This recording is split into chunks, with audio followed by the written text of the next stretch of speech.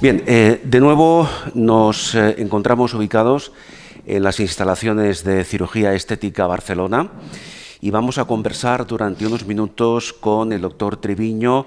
El doctor José María Triviño es director médico precisamente de esta clínica y simplemente a modo de introducción, porque tal y como avanzábamos, doctor, en otra ocasión, por cierto, doctor, gracias por atendernos. Gracias a vosotros. Muy amable. Tal y como avanzábamos en otra ocasión, hoy vamos a dedicar esta grabación, vamos a dedicar este vídeo a profundizar sobre el concepto de cirugía mamaria. ¿Correcto, doctor? Exactamente. Bien. En todo caso, permítanme, a modo de pequeña introducción, que recuerde a aquellas personas que luego van a vernos a través de las redes sociales que Cirugía Estética Barcelona y, evidentemente, el doctor Triviño, el doctor José María Triviño, trabajan constantemente para ofrecer a sus clientes, a los pacientes, los y las pacientes, exactamente, ambos dos, la seguridad de que aquí van a encontrar los mejores consejos, los mejores cuidados, las mejores herramientas. En definitiva, creo, doctor, usted y su equipo, los mejores profesionales que permiten a los pacientes, a los y las pacientes, aspirar a los mejores resultados posibles. Doctor, una vez dicho esto, yo recuerdo que en la otra ocasión usted me comentaba, a nivel profesional, evidentemente usted como cirujano plástico, estético y reparador, domina todas las técnicas quirúrgicas, pero en especial usted se ha distinguido por esta especialización en la cirugía mamaria. ¿Por qué razón? Pues la verdad es que es una pregunta cuya respuesta es un poco extraña, por decirlo de una manera, porque quizá, aparte evidentemente de que es un concepto de la mama que me apasiona en general, lo curioso es que lo que me ha llevado a profundizar tanto en la cirugía mamaria es precisamente que es la cirugía que de alguna manera todo el mundo hace y probablemente por ese motivo se ha banalizado un poquito. Al final parece que es la cirugía fácil, es la cirugía, bueno, al final es poner un implante, y es mucho más que todo eso, ¿no? Entonces al final te vas dando cuenta de que cuando te vas metiendo en el mundo y vas entrando y vas profundizando en ese pozo, aparte de que es un mundo apasionante, te das cuenta de lo poco que se valora, tanto por mi propio gremio como por el propio paciente, el hecho de operarse el pecho. Al final parece que sea algo muy simple y es muchísimo más complejo de lo que realmente parece, y eso es lo que le da ese punto de apasionante a esa cirugía. Doctor Triviño, una vez dicho esto, claro, y esto no es actual, sino que hace ya algún tiempo que se viene diciendo que, un poco usted lo apuntaba ahora, que la cirugía mamaria sigue siendo la cirugía más demandada, con más demanda de las que realiza el cirujano plástico y estético. Esa demanda a nivel, entiendo, ahora comentaremos algunas técnicas quirúrgicas específicas, pero esa demanda a nivel social, ¿por qué cree usted que se produce? Hombre, yo creo que la mama en general es un signo identitario de la mujer, lógicamente. Lo ha sido ahora, lo ha sido en el pasado y probablemente lo seguirá siendo en el futuro. Y además es un elemento que a lo largo de la vida de la mujer va cambiando y aunque no seamos tan conscientes como a priori podemos plantear, es un elemento que denota más envejecimiento del que parece a lo largo de la vida de la mujer. Y en ese afán de estar mejor, de sentirme mejor conmigo misma, de poder sentirme pues incluso más independiente, ¿no? Más tener esa autoestima más realzada, el pecho es un elemento que forma mucho más o tiene mucho más peso del que a priori nos podríamos llegar a plantearlo, y no por una cuestión de banalización, sino porque al final es un elemento identitario con mucho poder en la mujer, y eso hace pues que bueno, en ese afán de estar mejor, pues ¿por qué no este pecho, que al final en la interacción social tiene mucho más papel del que podríamos creer, pues ¿por qué no mejorarlo? En un sentido o en otro. O sea... Claro. Cuando una paciente acude a Cirugía Estética Barcelona con la intención de someterse a determinado tipo de cirugía mamaria, Puede hacerlo básicamente, doctor, pregunto, por dos razones. Por una razón puramente estética, ¿verdad? Exacto. Y por una razón más relacionada en el ámbito de la salud. ¿Cuál de las dos opciones es más frecuente? A ver, en el mundo de la cirugía privada es mucho más común el incluir el procedimiento dentro de esa gama de procedimientos estético-plásticos, matizando aquello que comentábamos en la entrevista anterior de la diferencia entre la estética y la plástica. En la práctica pública sí que es mucho más común la vinculación con el ámbito más sanitario, entendiendo pues, fenómenos reconstructivos en pacientes post-neoplasia mamarias, accidentes, grandes asimetrías que sí que ya tienen una repercusión mucho más allá de la mera estética, pero en el ámbito privado sí que la balanza se decanta mucho más hacia la parte más estética plástica, ese mundo. Claro. Luego hablaremos de esta segunda fase, de este segundo concepto, pero bajo su punto de vista, doctor, como cirujano plástico y estético, no sé si podemos visualizarlo ahora de alguna forma, pero ¿existe la mama ideal? Es decir, el perfil de mama al que toda mujer aspira. A ver, si la definimos con trazos muy genéricos, sí que podríamos definir esa mama, digamos, la ideal, ¿no? Sí. Evidentemente, luego hay que puntualizar y personalizar, y cada paciente, cada mujer, de alguna manera, busca una mama, ¿no? O necesita una mama, para entendernos, ¿no? Pero sí que es verdad que como mama ideal, por lo menos a mí me gusta definir la mama ideal, aquella mama que respeta al máximo la anatomía que todo el mundo tiene en la cabeza de una mama. Es curioso que tú haces una pregunta a tanta gente como quieras, ¿cómo es una mama de perfil? Y casi todo el mundo te va a hacer el mismo dibujo.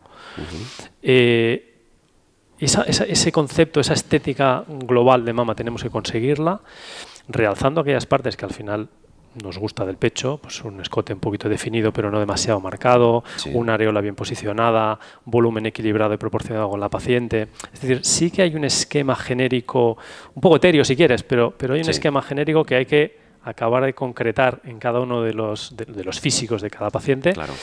Pero al final el pecho tiene que ser un pecho que sea eso, un pecho. Un pecho es una estructura que todo el mundo es capaz de reconocer y por eso es tan fácil, en general, catalogar a pacientes que están operadas y que no. Porque aquello que se sale de lo que no estamos acostumbrados a entender es lo que nos hace levantar las alarmas de que hay truco. Es decir, que de alguna forma lo recomendable, pregunto, doctor Triviño, es que una mujer que se haya intervenido de cirugía mamaria por una razón estética, por una razón social incluso, no llega a diferenciarse en el sentido de que esa mama fuese la suya natural. Exacto. Exacto. A mí me gusta definir a las pacientes, porque una de las a mí en todas las entrevistas que yo tengo con mis pacientes, yo siempre digo que es una entrevista bidireccional. A mí me interesa saber lo que ellos quieren y a ellas les interesa saber lo que yo busco, lo que a mí me gusta conseguir, ¿no? Y yo siempre les explico en una pequeña frase, les digo, yo lo que quiero es un pecho que nadie sea capaz de señalar como un paciente operado. Pecho bonito, escote realzado, pecho joven, pero no un pecho operado. ¿Que lo sospechen? Bueno, la sospecha es libre, pero la afirmación categórica de que esa mama está operada es lo que a mí no me gusta que consigan con mis pacientes. Correcto. Doctor, ¿a partir de qué edad, aproximadamente, bajo su experiencia, digamos, las mamas, los pechos de una mujer empiezan a perder su volumen, empiezan a perder su forma, permítame la expresión, entre comillas, se empiezan a deteriorar de alguna forma? A ver, ahí tenemos que diferenciar lo que es la mama, que por decirlo de alguna manera, aunque quede un poco frívolo, es bonita de origen, ¿vale? De la mama que ya tiene, ya parte de un poquito más castigadita, por decirlo de alguna manera. Aquella mama que tiene buena genética. Exacto, podemos decirlo de esa manera. Esa mama en realidad es una mama que va a mantenerse joven y bonita mucho tiempo, porque al final, evidentemente, el envejecimiento es natural y tiene que estar presente. Y la mama va a ser bonita con 20, con 30, con 40 y con 50, con sus pequeñas diferencias, pero va a seguir siendo bonita. Pero es cierto que si ahí involucramos embarazos, oscilaciones de peso, envejecimientos propios acelerados de la piel porque tenga determinadas circunstancias, normalmente a partir de los 40, 40 y tantos, la mamá ya empieza a mostrar ese aspecto de mamá, no digamos fea, pero sí ya empieza a ser madura, ya empieza a perder escote, ya empieza a ser una mamá que la paciente puede empezar a echar de menos, por decirlo de manera. Cuando hablamos de pechos, que genéticamente, como hemos dicho, eran bonitos. A veces aparece la llamada asimetría mamaria. Sí. Cuando aparece esa asimetría mamaria, ¿a qué se debe? Quiero decir, ¿tiene algo que ver con la edad, por ejemplo, o hay otros factores que pueden propiciar que con el paso del tiempo las mamas sean asimétricas? A ver, existe el concepto de una asimetría constitucional, por decirlo de una manera, es decir, hay muchas mujeres, casi todas las mujeres, de hecho, tienen una mama distinta a la otra, de hecho, todos tenemos asimetrías de un lado al otro del cuerpo. Claro, hay algunas más visibles que otras. Exactamente, hay unas que son muy evidentes, otras que no tanto. Evidentemente, cuando hay una asimetría constitucional notoria, pues evidentemente el envejecimiento de ambas mamas va a ser muy dispar y eso es inevitable. Pero es cierto que en muchas ocasiones mamas que a priori entran dentro de esa simetría natural, por decirlo de una manera, conforme van envejeciendo se van separando, van envejeciendo de forma distinta. ¿Y en base a qué? Factores intercurrentes, como decíamos, embarazos, pérdidas de peso. Los tejidos se deterioran. La mama nunca es igual un lado al otro. Una mama puede ser más glandular y por tanto más pesada que la contralateral, que puede ser más grasa. Y eso hace que poco a poco las mamas puedan generar diferencias que, no siendo visibles en origen o en la juventud, por decirlo de una manera, pueden acabar siendo un poquito más evidentes con el avance de los años. Pero sí que es verdad que en general mamas que parten de una relativa simetría se conservan bastante simétricas a largo plazo. Es decir, es muy raro que la simetría llegue a ser tan notoria como para que una mama que no, en edades tempranas era una mama correcta y muy simétrica, acabe no siéndolo pasado los años. Antes de entrar ya más a fondo en el tema puramente quirúrgico, diferentes técnicas quirúrgicas que se utilizan en este sentido, por ejemplo, la actividad física, incluso a nivel de prevención de ese deterioro natural con el paso de los años, la actividad física, el deporte, una mujer activa, eso puede contribuir a que no solamente su estado físico en general, sino incluso en este caso sus mamas permanezcan, digamos, en mejor estado. Hay una leyenda que además es muy común, o muy, ¿no? El remedio de las abuelitas, de haz deporte, ejercita el pectoral y así la mama no se caerá. Eso, por desgracia, es una gran leyenda, pero no tiene ningún tipo de fundamento. La mama no tiene ninguna estructura muscular que la aguante. La glándula mamaria está soportada por tejido cutáneo y una serie de estructuras que están debajo, que actúan, por decirlo así, como un sujetador fisiológico, pero el ejercicio y la actividad muscular no hace que la mama envejezca mejor o peor. Sí que es cierto que si partimos de una paciente que tiene un pecho de tamaño medio, lo cuida mínimamente, el deporte no le va a castigar, pero por contra, una paciente que tenga un pecho relativamente grande y que haga ejercicio, sobre todo de impacto, sin cuidar esa mama, sí que puede, curiosamente, empeorar o acelerar el envejecimiento, porque la mama está muy sujeta a la gravedad, es un elemento que no tiene soporte propio más que las estructuras y está libre. Entonces, o le tenemos un poquito de cuidado o el envejecimiento puede ser mucho más rápido de lo que... Una curiosidad, antes de entrar en el siguiente tema, doctor, seguramente usted se habrá fijado en ello, muchas deportistas, hablamos ya de mujeres deportistas profesionales, sobre todo aquellas que practican deportes de impacto, como puede ser correr, atletismo, etcétera. Yo me he dado cuenta que en general tienen unas mamas pequeñitas. ¿Eso a qué se debe? Aquí tenemos dos motivos. Por un lado, porque normalmente son determinadas actividades que las pacientes que tienen pechos grandes les resultan incómodos para realizar esa misma actividad. Entonces, al final, lógicamente uno llega a la élite, pero primero ha empezado a una edad más o menos temprana y va progresando. Si llega un momento en que, porque evidentemente gente que empieza evidentemente sin tener pecho todavía, pero cuando ese pecho se desarrolla, aquellas mujeres que el pecho se desarrolla y les dificulta el poder desarrollar esa actividad deportiva, pues lógicamente no llegarán probablemente a una actividad tan profesional. Pero también es verdad que la mama tiene un componente graso importante. Es decir, al final es variable, pero en torno al 50-60% del volumen real de la mama es grasa y por tanto pacientes deportivas con un bajo nivel de grasa, la mama también tiende a ser más pequeñita. Lógicamente. Doctor, nos situamos en la consulta aquí en Cirugía Estética Barcelona. usted recibe a una paciente, ¿qué es lo primero? ¿Cuáles son las primeras impresiones que usted necesita percibir de esa persona? ¿Qué es lo que usted analiza cuando esa paciente acude a su consulta? Los primeros pasos. Pues lo primero, después de revisar lo que es la historia general, como cualquier, a todos los médicos nos gusta mucho preguntar sobre los antecedentes, pero ya entrando un poquito en el específico tema de la mama, lo primero que les pregunto es cómo se ven. O sea, que me hagan un análisis de la mama y además yo les digo que lo hagan como si yo no pudiera verlas. Como si me tienes que hacer una transmisión y yo me tengo que fiar de lo que tú me dices. Y parece una pregunta tonta, pero me permite dos cosas. Primero, que el paciente se libere y pierda esa sensación de un poco de aprensión a hablar del tema. Y segundo, tener muy claro exactamente qué es lo que el paciente tiene, o sea, qué es lo que el paciente ve y cómo ve su propio pecho, que luego yo voy a valorar. Y esa confrontación me va a permitir también averiguar qué es lo que quiere conseguir, ¿no? Al final es un juego un poco de psicología, ¿no? Pero dime primero cómo te ves tú, luego te voy a ver yo y en función de las similitudes veremos realmente qué es lo que quieres. Intentar encontrar un equilibrio entre lo que pide la paciente, lo que quiere conseguir y las posibilidades reales. Exacto. Y cómo se está analizando a sí misma. Un pecho que puede estar poco caído, ya lo ve muy caído. Un pecho que está bonito, ella lo ve pues, muy grande o muy pequeño. Es decir, encontrar un poquito el equilibrio para tener claro cómo afrontar ese caso. Doctor, llegados a este punto, vamos a hablar de las técnicas, de las principales técnicas quirúrgicas, que en este caso aquí, en Cirugía Estética Barcelona, usted aplica. Una de las principales sería el aumento mamario, que creo que es, como antes decíamos, la que mayor demanda tiene. Una mujer que acude a la consulta del doctor Triviño y pide un aumento mamario, de entrada, doctor, tiene que entender que se va a utilizar una prótesis normalmente. Normalmente sí. Bien. ¿Cómo se aplica esta técnica en general? A ver, al final el aumento estándar, ¿vale? Partiendo de una mama que es bonita y que lo que necesita es volumen, al final efectivamente lo que vamos a hacer es colocar un implante. Al final será el resumen básico del procedimiento.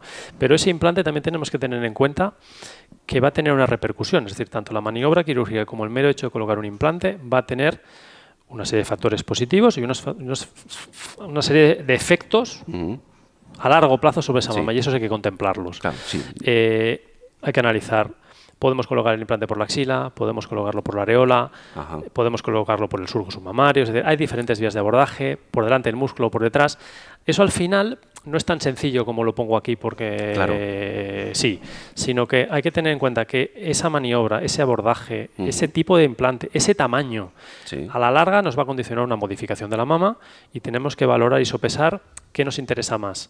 Si proteger la mama, si por contra nos interesa ese efecto, potenciarlo porque nos va a mejorar el resultado. Es decir, hay que analizar qué mama tienes, qué necesita esa mama y cómo emplear los elementos para conseguir el máximo resultado actual y sobre todo a largo plazo. Claro. Hablaba usted de abordaje, abordaje para introducir ese implante, de las diferentes posibilidades que existen, a las que usted ahora acaba de hacer referencia. ¿Cuál es la más habitual, la más común? A ver, en mis manos, para entendernos, probablemente la más habitual, hablando de aumento mamario, probablemente sea la areolar, la vía areolar. ¿Por qué? Porque es la vía que a mí me permite no solo colocar el implante estrictamente donde lo quiero colocar, sino también accionar o actuar sobre la mama para realizar pequeñas modificaciones. La segunda sería la vía axilar, que es la que utilizo yo personalmente cuando es una mama, que digo yo, de 9,9, la décima que nos falta es el volumen. Solo quiero poner volumen y entonces en ese caso utilizo la vía axilar. Por desgracia, siempre es más común, o casi siempre es más común, tener que hacer algo, aunque sea poquito, sobre la mama para acabar de ayudarla. Y eso es lo que hace decantarse un poquito la balanza. Pero te diría que estamos en un 60% vías areolares y un 40% vías axilares. Bien, un tema que preocupa muchísimo, no solo a ustedes, no solo a usted como cirujano, sino a las pacientes que van a someterse a ese aumento mamario, es la posible cicatriz.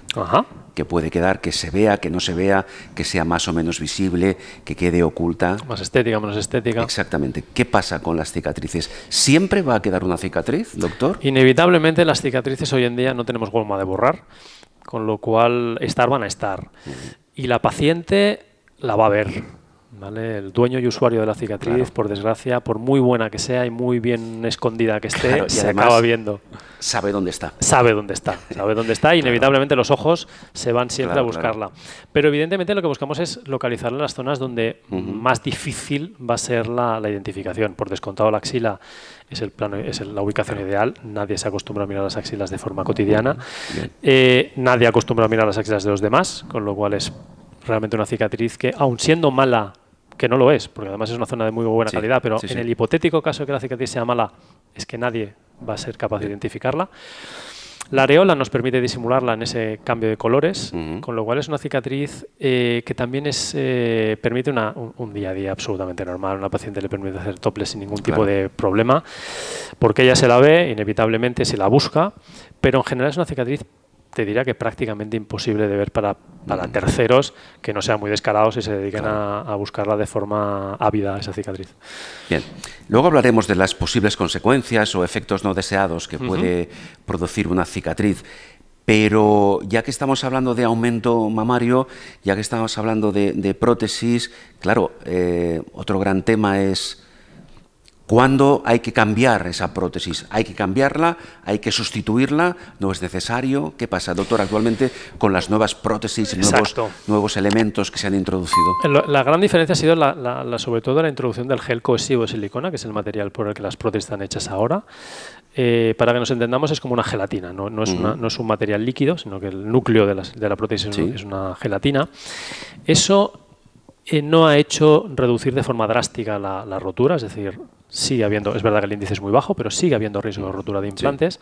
Lo que sobre todo nos ha facilitado es el recambio del implante en caso de rotura, que es lo que ha generado la gran diferencia en cuanto a la recomendación. Hace unos años, la recomendación, hace ya algunos años, alrededor de los 90 más o menos es cuando hubo el cambio de tendencia, se recomendaba sistemáticamente hacer un recambio de implantes cada 10-15 años para anticiparse a la hipotética rotura, no por el hecho de que se fueran a romper, sino digamos por si acaso... como prevención. Exacto, ¿vale? Como prevención. ¿no? Pues antes de que llegue a romper, vamos a cambiarlas y demás. Sí. Actualmente, dado que un implante gel cohesivo de silicona es muy sencillo de cambiar, no tiene la complejidad técnica que tenía antiguamente, digamos que la recomendación ha cambiado. Hemos pasado de una recomendación de cambiemos implantes sistemáticamente a revisemos los implantes sistemáticamente y en caso de que se evidencie la rotura se recambia. Pero ya no hay una obligación o una necesidad de estar cada 10-15 años pasando por quirófano para recambiarlos. Lo cual no quiere decir que no se rompan. Algunos se rompe. Claro, pero el porcentaje de roturas, decía usted, es bajísimo. Muy bajo. Es muy bajo.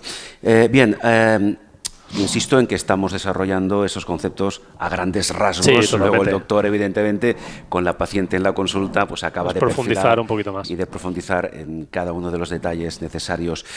Decíamos antes, tres grandes pilares, tres grandes divisiones dentro de la cirugía mamaria, uno de ellos, el aumento. ¿Sí? Vamos a hablar del lifting mamario, de la mastopexia. ¿En qué consiste?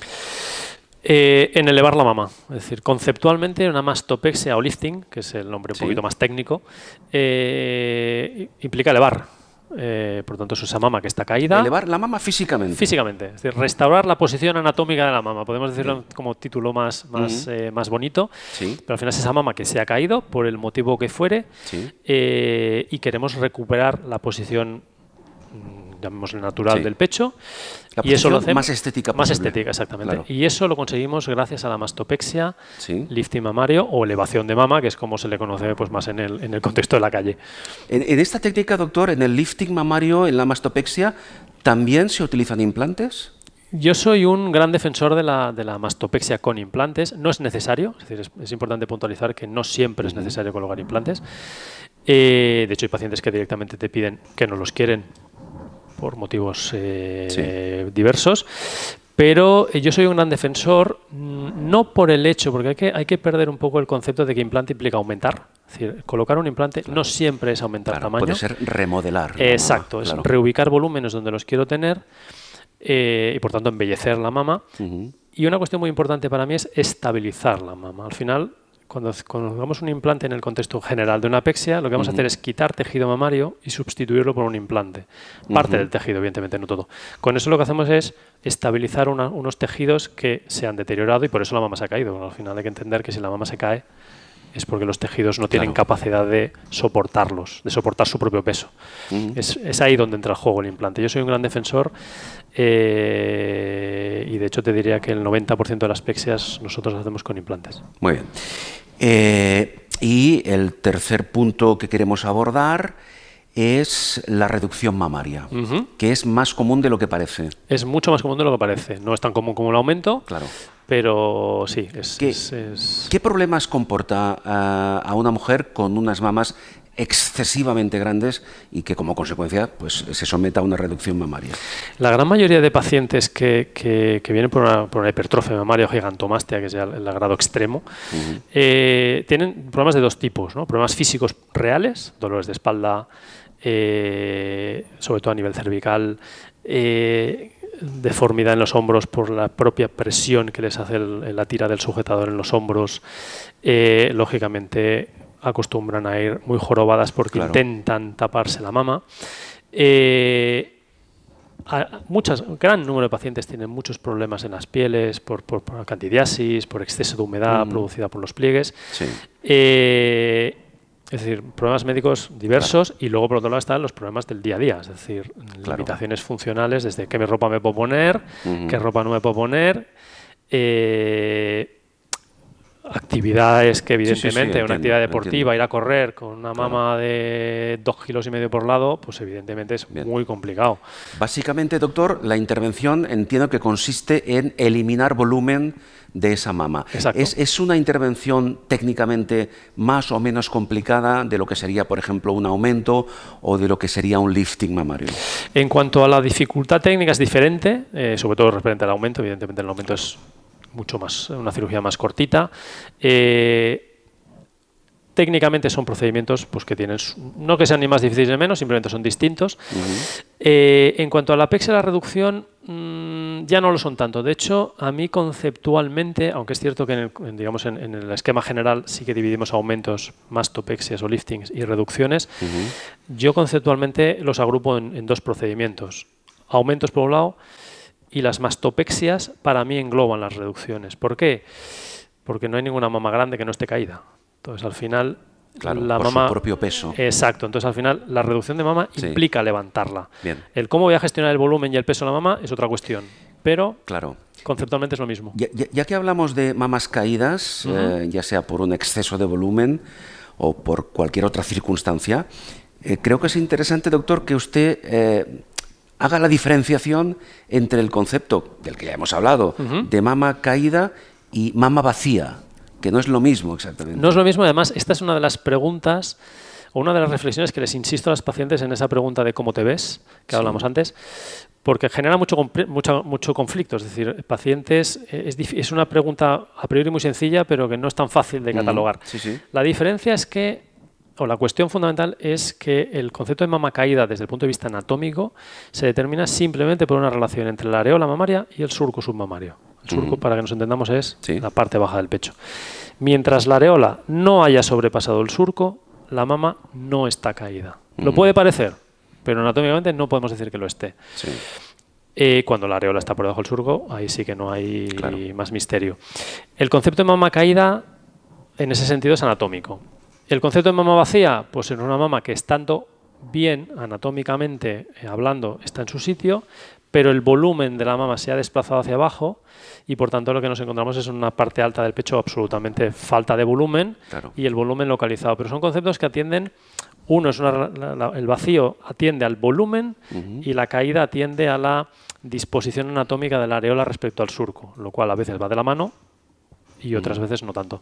Entiendo. Doctor, antes de hablar, como antes ya apuntaba, de los posibles, digamos, efectos secundarios no deseados o posibles complicaciones de algunas de estas tres técnicas que engloban, digamos, los tres pilares de lo que es la cirugía mamaria, hablemos un poco también, doctor Triviño, evidentemente cada técnica tiene sus peculiaridades, pero este tipo de intervenciones para la mujer supone ingreso hospitalario, supone un tipo de recuperación a sus actividades cotidianas rápido, algún tipo de fase de reacondicionamiento.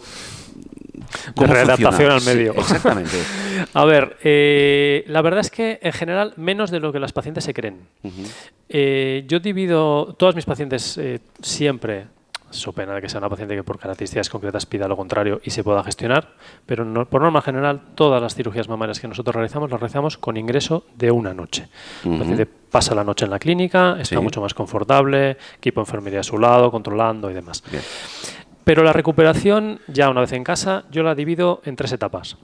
La primera semana, que es la que soy un poquito más restrictivo, sin ser un exceso. De hecho, la gran mayoría de pacientes se creen que les voy a limitar absolutamente el movimiento y lo único que les restringo es que hagan la actividad básica de supervivencia. Se pueden duchar, pueden comer solas, se pueden vestir solas, pueden trabajar con un ordenador, pueden trabajar con un libro, etcétera. Pero solo les pido que no hagan esfuerzos, que no realicen movimientos muy bruscos, que tengan que estirar mucho brazos, o que no hagan movimientos excesivamente repetitivos. No es tampoco tan complicado. Pero en paralelo soy muy insistente, digamos, iba a decir riguroso, pero insistente, con que la analgesia, la medicación para el dolor, la lleven muy a rajatabla. Una semana se sobrelleva bastante bien. Una vez superamos esa semana, hasta el mes, la única restricción importante va a ser el deporte y las actividades de esfuerzo. Sobre todo deportes de impacto, como antes decíamos. Sobre todo deportes de impacto que supongan oscilaciones bruscas de presión arterial, etcétera, etcétera. Pero por lo demás, una vida cotidiana del día a día, la paciente la está llevando con más o menos molestias, con más o menos cansancio, pero deben estar funcionando a un 80-85% de actividad normal. Y a partir del mes les damos libertad casi absoluta. Estamos a un 99-98% de actividad. Entremos en el aspecto, digamos, que puede preocupar a muchas pacientes susceptibles de someterse a algún tipo de intervención, ya sea aumento mamario, ya sea lifting mamario, ya sea reducción mamaria. Usted lo acaba de comentar, el dolor. ¿Es habitual que la mujer en el posoperatorio sufra dolor de mamas a raíz de la intervención? El dolor está presente. Al final yo siempre a todos mis pacientes, tanto de cirugía mamaria como de cualquier procedimiento quirúrgico, les explico que, a ver, es difícil hacer cualquier cosa sin que haya un mínimo de dolor. Lo que es muy importante es saber gestionar el dolor. Si el dolor lo atajamos rápido y no intentamos minimizar la toma de medicación para... ¿no? Aquel falso idea de que es que si me tomo mucha medicación me va a hacer daño. No, hay que tomar la medicación que se necesita, hacer las cosas bien, pero el dolor en mayor o menor medida va a estar presente. La tolerancia, pues cada uno tiene el suyo. Pero si hacemos las cosas bien, dejamos que el cuerpo nos vaya marcando el camino y protegemos con una buena pauta de medicación analgésica, el dolor lo tenemos que tener controlado prácticamente desde el momento en que llegamos a casa. El tema, antes lo comentábamos, el tema de las cicatrices, con el tiempo puede surgir lo que se conoce como el tejido cicatrizal, que puede incluso llegar a distorsionar en parte la forma de la cicatriz. Cuando esa circunstancia se produce, ¿qué recursos tenemos? A ver, el tema de las cicatrices también es un tema muy apasionante porque al final estamos trabajando contra la fisiología natural, es decir, al final el cuerpo quiere protegerse. Claro, no deja de ser una reacción defensiva del organismo. El cuerpo quiere cerrar esa herida lo antes posible y por tanto lo que hay que intentar con las cicatrices es intentar anticiparse al máximo. Es decir, por desgracia, cuando la cicatriz ya es mala, ya vamos por detrás. Entonces, lo que hay que hacer es realizar las cosas lo mejor que se pueda, intentar controlar el máximo de variables posibles desde el primer momento y sobre todo intentar controlar los grandes enemigos de las cicatrices, la presión o la tensión que sufren, la humedad. Y por eso también yo soy muy insistente también con mis pacientes que tengan unos mínimos cuidados de las cicatrices, tampoco exageradamente complejos, pero cuidarlos. Nosotros trabajamos con técnicas como un láser especial que aplicamos en quirófano para mejorar la calidad de la cicatriz, en Urgotouch, suturando, intentando distribuir la tensión al máximo, intentando ser cuidadoso con los tejidos para no generar trauma, etcétera, etcétera. Pero aún así hay que tener en cuenta que la fisiología cicatricial es individual. Claro. Si te encuentras con un paciente que en el contexto posquirúrgico va determinando esa cicatriz un poquito más reacia, más reticente, más rebelde, Hay maniobras para ir jugando con ellas, evidentemente desde trabajar tópicamente con cremas, con parches, con tal, hasta evidentemente llegar a tener que rehacer la cicatriz si conviene. Claro, porque incluso hay mujeres, hombres también, pero hay mujeres que tienen lo que se llama una mala cicatrización. Exacto. Y esto es complicado, es ¿verdad, complicado, doctor? es poco predecible. Claro. Es muy típico que el paciente te diga, no, es que yo cicatrizo mal. Claro. Bueno, cicatrizar mal en una zona del cuerpo no quiere decir que vayas a cicatrizar mal en la otra. Y al revés, pacientes que cicatrizan. No, cicatrizo muy bien. Bueno, ojo que pero bueno, que, si a usted ya le ponen sobreaviso, ya se puede actuar. Vas un poquito más alerta. Se puede actuar Utilizas antes. más medios. Pero al final, sobre todo, es importante intentar controlar el mayor número de variables desde el minuto cero. No dejar nada al azar. Dos cuestiones más dentro de los diferentes riesgos o consecuencias a partir de esa intervención quirúrgica. Riesgo de infección. Presente. Cualquier procedimiento quirúrgico, estamos rompiendo la barrera cutánea, que es una barrera de protección natural frente a aquellos agentes que nos rodean. Afortunadamente, muy poco habitual, muy poco frecuente, toquemos madera. Para eso, pues evidentemente, utilizar también el mayor número de medios preventivos, hacer las cosas en medios como Dios manda, en quirófanos preparados, en entornos limpios, utilizar todos esos recursos que cualquier cirujano conoce para garantizar la seguridad, unas mínimas conductas de higiene por parte de la paciente de las heridas. Hay que recordar que las heridas no solo se infectan en quirófano, se pueden infectar también después. Y por tanto hay que proteger, antibiótico, es decir, pues lo mismo, máxima cobertura, lo cual por desgracia en medicina no asegura 100% de éxito. Siempre hay que contar. El riesgo de infección el riesgo está ahí, siempre existe, siempre está presente. Y hay que valorarlo. Hay otra cuestión que creo que es fundamental para quienes van a vernos, doctor, que es que después de una posible, con esto ya prácticamente concluimos, después de una intervención quirúrgica, aumento, lifting, reducción, etcétera, la paciente le puede comentar, doctor, es que de un tiempo a esta parte, después de la intervención, pues noto cambios en la sensibilidad de los pezones, las mamas las noto diferentes. ¿Esto es habitual que ocurra? Es poco habitual. Pasar puede pasar, es decir, técnicamente puede haber alteraciones sensitivas después de la cirugía. Evidentemente más frecuente en una reducción que en un aumento, pero el aumento también puede condicionar una alteración sensitiva, independientemente de la vía que utilicemos. Al final, cuanta más manipulación y más agresión a los tejidos, más probabilidad de que haya alteraciones nerviosas. Al final, los nervios están ahí presentes y también sufren su parte de la inflamación. Pero lo que sí que es frecuente es una alteración transitoria que llamamos nosotros, es decir, durante unos meses, semanas, puede haber una sensibilidad por exceso o por defecto que genere cierta incomodidad, pero lo habitual es que la sensibilidad se acabe normalizando transcurridos 4 o 6 meses. Casos de alteración sensitiva más a largo plazo son excepcionales, pero vuelvo a decir lo mismo, en medicina por desgracia ceros y cienes no hay, pero sí que es verdad que es un miedo muy común y afortunadamente con bajo índice de presentación, ¿no? Claro. El doctor Triviño, como antes decíamos, que durante estos últimos años se ha dedicado o ha dedicado la mayor parte de su actividad dentro de la cirugía plástica, estética y reparadora precisamente a especializarse en la cirugía mamaria. Y hay que decir que esto le ha permitido al doctor Triviño, por lo cual le felicito, doctor, posicionarse como uno de los mayores expertos en cirugía mamaria en nuestro país.